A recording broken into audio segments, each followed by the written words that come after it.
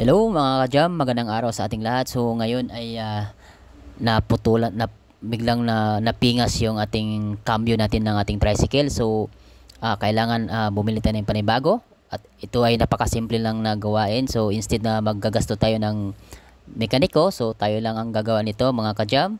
Kasi sayang din yung pagpapakabit ay napakasimple lang naman 'tong paggawa. So tayo lang ang gagawa nito mga ka-jam. So ayun, kinakabit ko na nga yung bagong cambio na aking nabili para tayo ay makapagpatuloy sa ating pagbibiyahe. So napakaaga ay